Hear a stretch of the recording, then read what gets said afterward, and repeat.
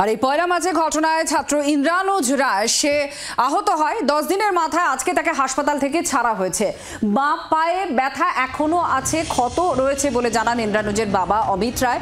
আপাতত বিশ্রামেই থাকবেন ইন্দ্রানুজ। বিশ্ববিদ্যালয় থেকে চিকিৎসার খরচ মেটানো হচ্ছে, কথাই জানান ইন্দ্রানুজের বাবা অমিত রায়। যে সমস্যাটা যেটা নিয়ে সূত্রপাত, যে বিশ্ববিদ্যালয়ের যে গণতান্ত্রিক পরিবেশ, বিশ্ববিদ্যালয়ের যে সমস্যা যেগুলো নিয়ে ছাত্রদের বা বিশ্ববিদ্যালয়ের অভ্যন্তরে আদার্স যে স্টেক হোল্ডার যারা আছেন তাদের যে দাবি দাওয়াগুলো ছিল, যেটা নিয়ে এদের আন্দোলন ছিল, আলাপ আলোচনার মধ্যে দিয়েই সমস্ত সমাধান সম্ভব।